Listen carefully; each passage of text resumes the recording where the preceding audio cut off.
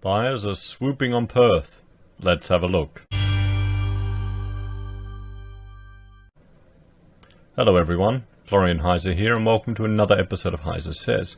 Apparently, at least a couple of weeks ago, buyers were swooping on Perth. They were swooping on Perth.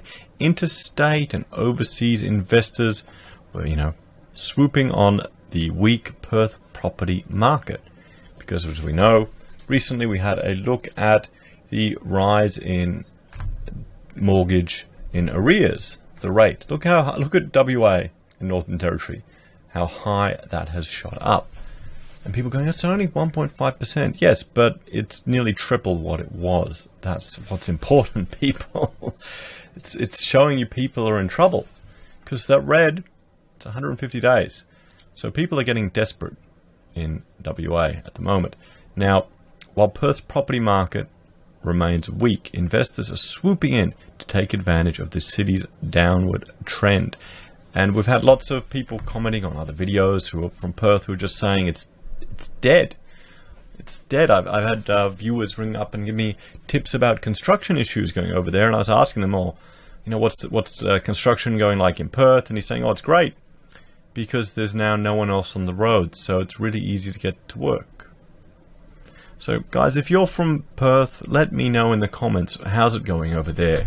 Because you're hearing one thing from the media, and are investors coming and swooping in to buy these properties, or is this just all another bit of FOMO?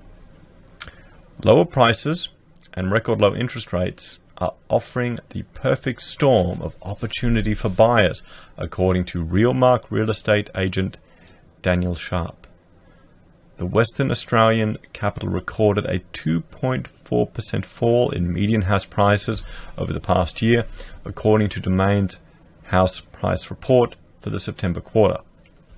Unit prices are down 1.9% from a year ago, but did not offer a glimmer of hope for the resource-affected market, ticking up 2.8% over the 3 months to September. The city has seen a modest influx of both interstate and international investors despite the weak economy, showing confidence in Perth's lukewarm markets.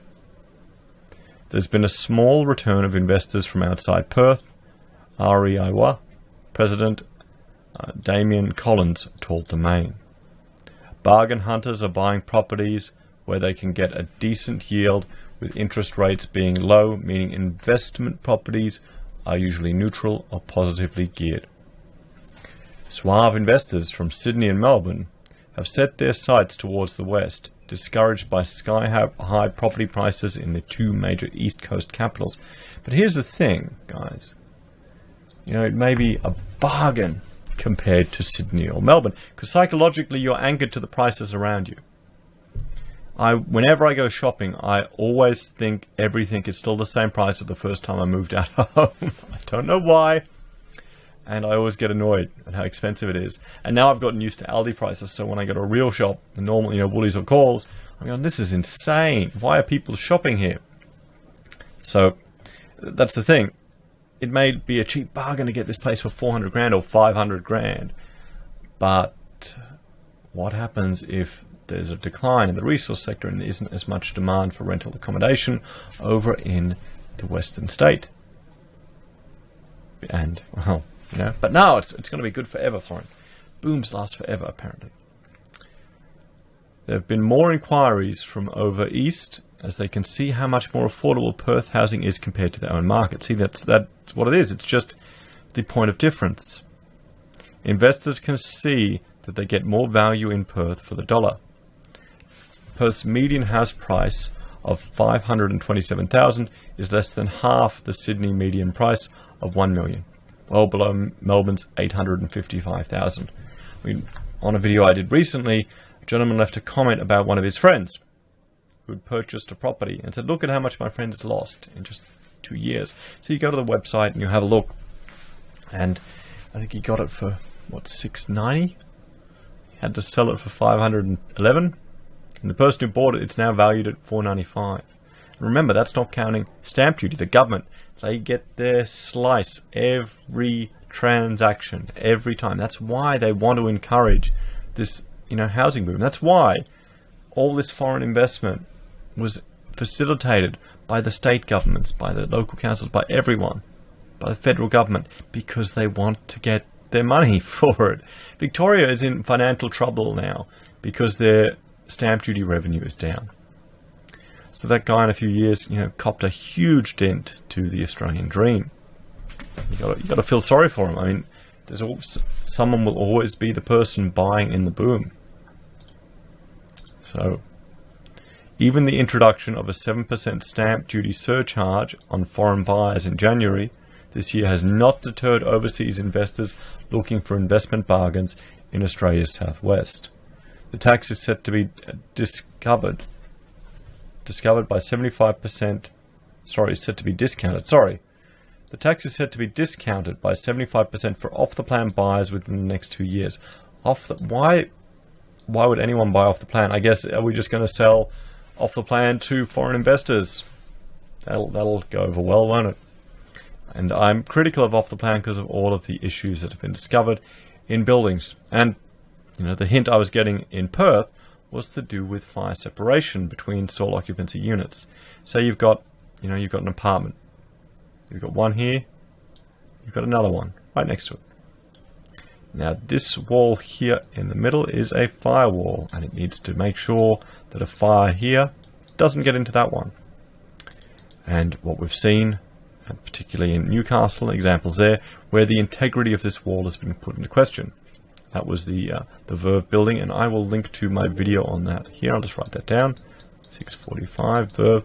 And you can see that it was only discovered by chance because of leakage in the building during some pressure testing, and you can see some of the photos there, guys. Have a look at that. Apparently that's been happening in Perth as well. I can't confirm that, I'm just hearing these tips, but it wouldn't be surprising. So that's one of the issues, but don't worry, it'll just be people buying it off the plan. So that's why you want to wait, guys. You want to wait until it's been built before you buy the bloody thing. Realmark's Mr. Sharp said there has been increased interest from overseas markets, including Hong Kong, the site of ongoing mass pro-democracy demonstrations. Well, yes, that's the thing. In Hong Kong, you just want to get your money out and get out of there. I'm not surprised. They'll take it. The 7% won't be enough of a dent for them if you're desperate. Recently, we've had 2 buyers from Hong Kong purchase properties, he said. The main reason why overseas investors are buying in Perth is that there is a contrast in prices compared to other Australian cities.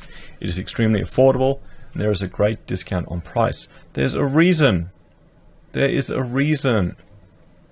A significant portion of our economy, and we'll have a look here. This is the Observatory of Economic Complexity. See that iron ore? That 20%? Okay. Australia is the second biggest exporter of iron ore in the world. And a big chunk of that is going to China. And about 61% of Australia's exports to China comes from WA. So, depending on the outcomes of the Chinese economy and the trade war, the demand for housing in Perth may not be as strong. So despite soft sales conditions, the rental market remains strong within the Perth CBD and is a safe option that is not affected by any potential political climate.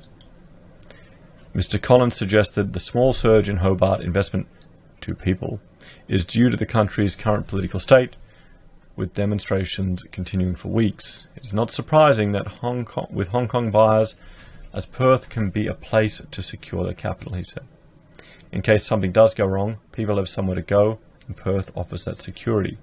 He said Hong Kong investors see the potential to get more bang for their buck with property prices up to 5 to 6 times cheaper in Perth. Despite the market being slow, Mr. Collins says it's still early days with investors catching onto Perth's bargains. Investors usually are 30% of the market, but currently they are well below that percentage based on feedback from agents on the ground, he said. However, there's been a moderate improvement recently, and I expect a big jump in the number of investors buying as the market recovers. So let's have a look. Let's have a look at the auction clearance rates from today. This article was written on the 4th. So from today, and what I've done is I've brought in into my Excel so we can have a look at that data. I'll just zoom in to make it a bit bigger, guys, and we can all see that. So this is so the clearance rate that they're advertising is 56%. We can see it. Here. Now the total auctions are 46, which is down here. Confirmed results are 18. Sold is 10, and of that 7 in at auction and 3 prior. Withdrawn 0, 8 passed in. So we've got 28 unconfirmed results. Sold plus unconfirmed is 38. So the worst case scenario is an auction clearance rate of 22%. The advertised one is 56. The best case is 83%. This is if all the unconfirmed ones, the unconfirmed data is either all of them are passed in or withdrawn, not sold, or all of them are sold. That's the range. And I'm annoyed that they don't articulate or advertise the range on their data, but they don't do it. They can use Bayesian statistics to anticipate what most likely the outcome will be, because it's always over trend, guys. It is always over trend. Most of the time. I bet a card on it. But this is the rate that I'm interested in, and I'm calling this the confidence rate. This is showing you how much reporting is happening and what confidence the agents have in what's going on. So, what do you reckon, guys? Do you think claims that Perth is, going to improve, and the agent who expected a big jump, do you think he was right? Let me know what you think, guys. Thanks for watching. Like, share, and subscribe. If you enjoy my content and want to help me produce more, I do have a Patreon and a subscribe style where you can make a small donation. I have an Amazon and eBay affiliate link where I receive a small commission from every purchase you make, and it doesn't cost you a cent. Keep the money out of Amazon's hands. Give it to me or another creator that you support on social media or YouTube. I also have PayPal and Ethereum accounts if you'd like to donate that way. Every little bit helps, guys. I really appreciate it. Take care, and I will talk to you later. Bye for now.